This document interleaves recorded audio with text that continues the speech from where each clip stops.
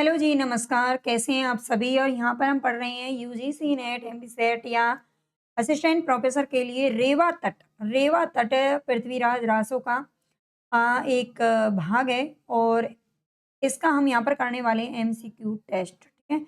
उम्मीद करती हूँ कि क्लास आपके लिए काफ़ी यूज़फुल रहेगी और यूज़फुल रहेगी तो भई ज़रूर लाइक, सब्सक्राइब आप कर लेना, ठीक है? देख लेना। पहला क्वेश्चन है हमारे यहाँ पर पृथ्वीराज रासो का प्राधान्य विषय क्या है?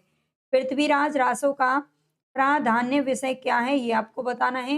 प्राधान्य का मतलब है इसमें आपको रस नहीं बताना है कि वीर रस या फिर श्रृंगार रस है। हाँ, दोनों रस हैं इसके अंदर।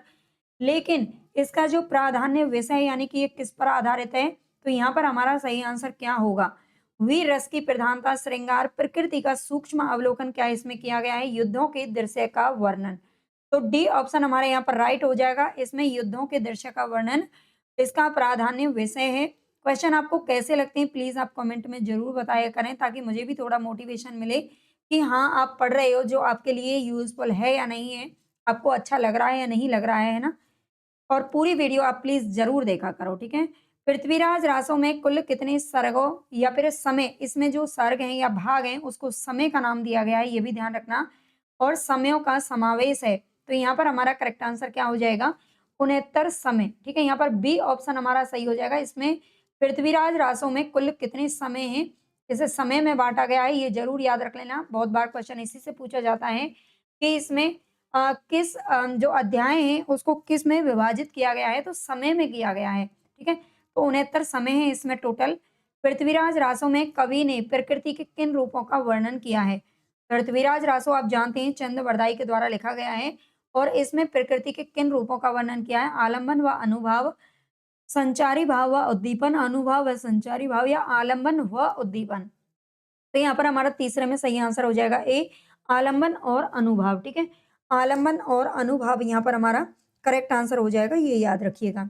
आगे हमारा क्वेश्चन, सेनापति चामन राय ने पृथ्वीराज को कहाँ चलने के लिए प्रेरित किया गया था? सबसे पहले तो एक क्वेश्चन ये याद रख लेना, पृथ्वीराज का जो सेनापति था ये चामन राय था, ठीक है। कौन था? चामन राय था। इसका नाम हमें आगे भी देखने को मिलेगा और चामन राय से प्रश्न बनते भी हैं। ये कौन है ये भी क्वेश्चन पूछा जाता है।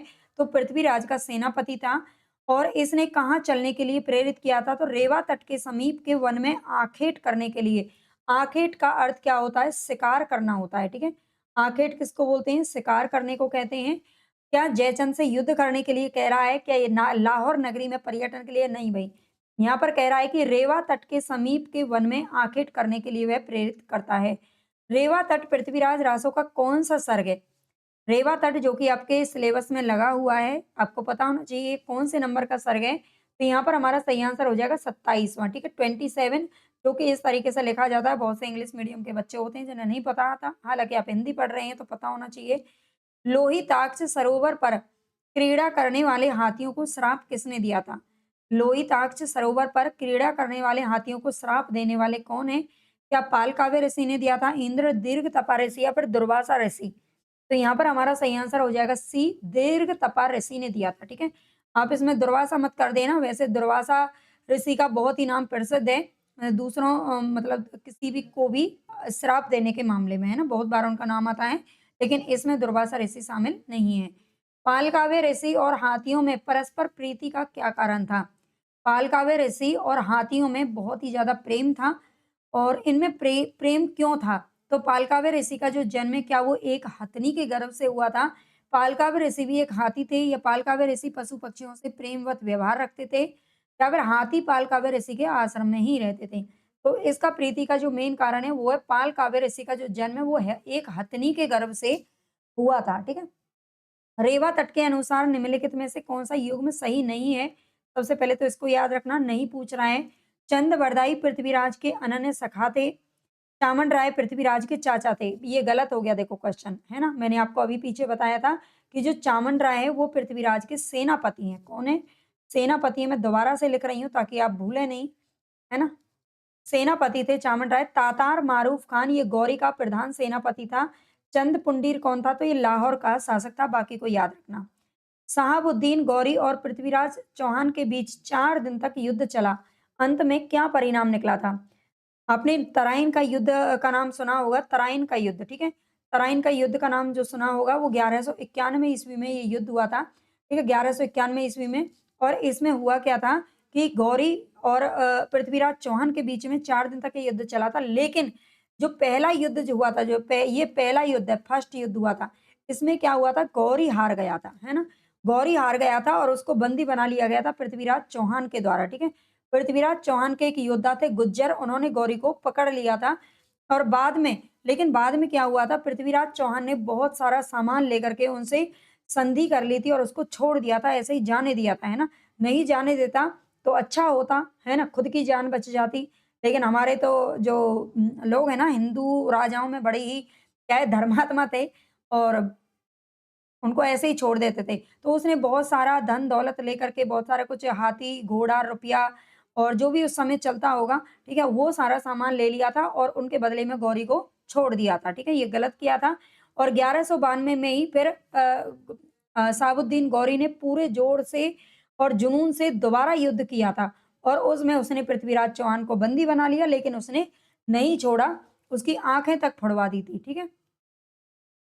हाथियों के दुर्बल होने का मुख्य कारण क्या था? आपको क्लास कैसी लग रही है ज़रूर बताना कमेंट में, ठीक है? और प्लीज़ ज़्यादा से ज़्यादा लाइक सब्सक्राइब आप करिए। जितना ज़्यादा आप मुझे सपोर्ट करेंगे उतने ही अच्छे से अच्छे टॉपिक मैं आपके लिए लेके आऊँगी। हाथियों के दुर्बल होने का मुख्य कारण क्या था? हाथी दुर्बल क्यों हो गए थे? राजा रोमपाद ने उन्हें पकड़ कर क्या पिंजड़े में डाल दिया था? राजा रोमपाद ने उनके लिए भोजन की व्यवस्था ही नहीं की थी?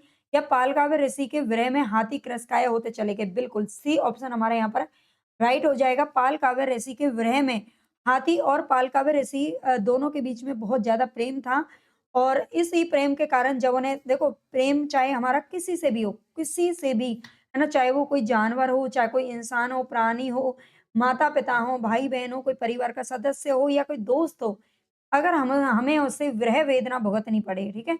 तो क्या होगा? इंसान कहीं न कहीं एक तरीके से टूट ही जाता है। हिंदी का वास्तविक प्रथम महाकवि चंद्रवरदाई को ही कहा जा सकता है। तो इसमें हमारा सही आंसर क्या होगा? शुक्ल, रामस्वरूप चतुर्वेदी, शिव सिंह सेंगर या मिश्र बंधु। हिंदी का वास्तविक प्रथम महाकवि, तो आप जानते हैं रामचंद्र शुक्ल जी ने चंद्रवरदाई को प्रथम महाकवि माना है, ठीक है? और इसमें मुझे पता है 90% बच्चे शुक्ल जी को ठोक देंगे, लेकिन गलत है। यहाँ पर मिश्र बंधु आपका सही हो जाएगा, क्योंकि अगर यहाँ पर आपसे वास्तविक पूछ लिया जाए, ठीक है? केवल और केवल ये पूछा जाए कि प्रथम महाकवि किसने कहा है, तो वो शुक्ल जी ने कहा है। लेकिन अगर वास्तविक वास्तविक प्रथम महाकवि चंद्रवरदाई को ही कहा जा सकता है, ठीक है? निपात शब्द भी दे रखा है जोर लगा करके।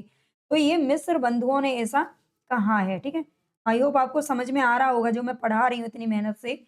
ये यानी कि चंद्रवरदाई हिंदी के प्रथम महाकवि माने जाते हैं और इनका पृथ्वीराज रासो हिंदी का प्रथम महाकाव्य है। ये कथन किस आलोचक का है? तो पृथ्वीराज रासो को हालाँकि उन्होंने पूरी तरह से अप्रमाणिक माना है, जाली ग्रंथ माना है शुक्ल जी ने, है ना? लेकिन फिर भी ये इसे प्रथम महाकाव्य का दर्जा देते हैं और इसके जो लेखक हैं चंद्रवरदाई, इनको प्रथम महाकवि माना जाता है इनके द्वारा, ठीक है? पृथ्वीराज रासौ, यहाँ पर पृथ्वीराज रासौ लिखा हुआ है, शब्द पर ध्यान देना। हिंदी की अपनी महाकाव्य परंपरा की बड़ी उपयुक्त प्रस्तावना है। पृथ्वीराज रासौ हिंदी की अपनी महाकाव्य परंपरा की बड़ी उपयुक्त प्रस्तावना है। हिंदी का चरित्र पहली बार ही बड़े मोहक रूप में भाषा और संवेदना के दोनों स्तरों पर इसमें निखर कर आया है। ये कथन किस आलोचक का है? तो सबसे पहले तो इसमें आपको याद रखना है, रासव शब्द से जो उत्पत्ति है वो किसने मानी है? तो रामस्वरूप चतुर्वेदी ने माना है। दूसरा, यहाँ से आप कीवर्ड पकड़ सकते हो, भाषा और संवेदना, ठीक है? भाषा और संवेदना अ, तो ये इस नाम से एक पुस्तक भी है किसकी? तो ये रामस्वरूप चतुर्वेदी की है, ठीक है? और रामस्वरूप चतुर्वेदी का ये कथन है, ये भी याद रखिएगा। वस्तुतः हिंदी में चंद को छंदों का राजा कहा जा सकता है, ये किस आलोचक का मत है? वस्तुतः हिंदी में चंद को छंदों का राजा किसके द्वारा कहा गया है? तो यहाँ पर हमारा सही आंसर हो जाएगा हजारी प्रसाद द्विवेदी, ठीक है? हजारी प्रसाद द्विवेदी को चंद को छंदों का राजा कहा है। यदि यह ग्रंथ यानी कि पृथ्वीराज रासो प्रामाणिक है, तो यह भारत के इस भाग यानी कि भाग विशेष का तत्कालीन इतिहास है। ये कथन किसका है? यदि यह ग्रंथ पृथ्वीराज रासो यदि प्रामाणिक है, तो ये भारत के इस भाग विशेष का तत्कालीन इतिहास है। ये कथन किसका है? गारसा दत्तासी, शिव सिंह सेंगर, ग्रियर्सन या फिर मिश्र बंधु। तो 15 में हमारा सही आंसर हो जाएगा सी, ग्रियर्सन ने कहा है, ठीक है? ये किसने कहा है? ग्रियर्सन ने कहा है। पृथ्वीराज विजय किस कवि की रचना है? तो पृथ्वीराज विजय नाम से, देखो पृथ्वीराज रासो चंद्रवरदाई के, ध्यान रखना। और उसको जो अप्रमाणिक घोषित किया गया है ना, वो इसी ग्रंथ के अनुसार किया गया है। इसको प्रमाणिक माना जाता है, जो कि जयानक कवि की रचना है। ठीक है, ये जयानक कवि की रचना है, याद रखना। ये कश्मीर के निवासी थे। पहुपुंग शब्द, पहुपुंग शब्द इसमें आया है, ये किसके लिए प्रयुक्त हुआ है और इसका क्या अर्थ है? बहुपुंग शब्द किसके लिए प्रयुक्त हुआ है और इसका अर्थ क्या है? क्या ये चामुंड राय के लिए प्रयुक्त हुआ है क्योंकि वे शारीरिक रूप से मजबूत नहीं थे? ये पृथ्वीराज के लिए प्रयुक्त हुआ है क्योंकि वे धीमे चलते थे? यह सोमेश्वर के लिए प्रयुक्त हुआ है, वो वृद्ध थे? या राजा जयचंद के लिए प्रयुक्त हुआ है, वे शारीरिक रूप से विकलांग नहीं थे? हाँ, पहुपुंग हमारा सही है। यह राजा जयचंद के लिए प्रयुक्त हुआ है, वे शारीरिक रूप से विकलांग नहीं थे, परंतु उनकी सेना इतनी बड़ी थी कि पूरी सेना को साथ लेकर चलने पर उनकी गति धीमी हो जाती थी। ठीक है, पूरी सेना को साथ लेकर चलने पर उनकी गति धीमी हो जाती थी, इतनी बड़ी सेना थी राजा जयचंद की। ठीक है, आगे है मुनिवर पाल काव्य कहाँ जाकर हाथियों की भली भांति चिकित्सा की?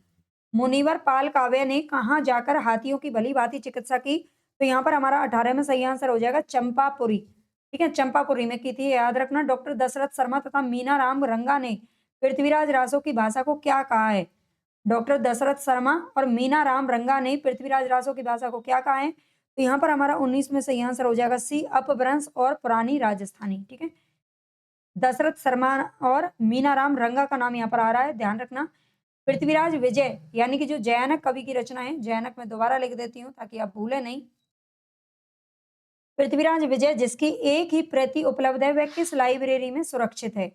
तो इसकी एक ही प्रति उपलब्ध है, जो कहाँ पर सुरक्षित है? तो ये पूना, पूना यानी कि महाराष्ट्र के दक्षिण कॉलेज की लाइब्रेरी में उपस्थित है। ठीक है, पूना के दक्षिण कॉलेज की लाइब्रेरी में उपस्थित है, याद रखना। पृथ्वीराज के सेनापति का क्या नाम था? देखो एक क्वेश्चन आ ही गया, जो मैंने आपको पहले ही बता दिया, चामुंड राय नाम था। आगे रेवा तट में, रेवा का क्या अर्थ है? रेवा तट, इसका अर्थ क्या है? रेवा तट, तट का मतलब आप जानते हैं किनारा होता है। ठीक है, और रेवा आधुनिक नर्मदा नदी का पुराना नाम था। अब जिसको हम नर्मदा नदी के नाम से जानते हैं, नर्मदा नदी के नाम से जानते हैं आप, ठीक है, वो पहले रेवा के नाम से जानी जाती थी। रेवा तट यानी कि नर्मदा का किनारा। आगे ऐरावत हाथी कैसे उत्पन्न हुआ था? ऐरावत हाथी कैसे उत्पन्न हुआ था? क्या इंद्रदेव के वरदान से, समुद्र मंथन से, या भगवान शंकर के भाल यानी कि माथे के पसीने की बूंद से? तो सी ऑप्शन हमारा सही हो जाएगा, भगवान शंकर के माथे के पसीने की बूंद से ऐरावत हाथी उत्पन्न हुआ था। आगे रेवा तट समय में प्रयुक्त शब्द सामंतनाथ किसके लिए आया है? रेवा तट समय जो आपको पढ़ना है ना, 27वां समय है ये, और इसमें प्रयुक्त शब्द है सामंतनाथ। ये किसके लिए आया है? तो इसी तरह के प्रश्न आपके पूछे जाते हैं। ठीक है, पेपर में आपको इसी प्रकार के प्रश्न देखने को मिलेंगे। आप मुझे आगे कमेंट में बता सकते हैं कि आपको कौन से टॉपिक पर इस तरह से एमसीक्यू चाहिए, है ना, वो भी मैं आपके लिए बना करके ले आऊंगी। लेकिन प्लीज आप सब्सक्राइब, लाइक और कमेंट ज्यादा से ज्यादा करिए। ठीक है, रेवा तट समय में सामंतनाथ किसके लिए आया है? तो यहाँ पर हमारा 24 में सही आंसर हो जाएगा पृथ्वीराज के लिए। ठीक है, ये किसके लिए आया है? पृथ्वीराज के लिए। पृथ्वीराज ने किससे प्रश्न किया था कि देवताओं के वाहन पृथ्वी पर किस प्रकार आ गए? देवताओं के वाहन पृथ्वी पर किस प्रकार आ गए? तो ये किया था किससे? चंद से। ये चंद जो नाम यहाँ पर लिखा हुआ है, इसका अर्थ है चंद बरदाई। ठीक है, चंद बरदाई चंद बरदाई से। ठीक है, तो ये याद रखना। यहाँ पर हमारे 25% पूरे हुए। अगर आपको क्लास अच्छी लगी है तो आप पूरी क्लास, डेली क्लास ज़रूर देखें और मुझे कमेंट में बताएँ कि नेक्स्ट टॉपिक आपका कौन-सा होना चाहिए। आप मुझे बताएँगे, वही टॉपिक आपको मिल जाएगा। ओके, धन्यवाद। बाय-बाय।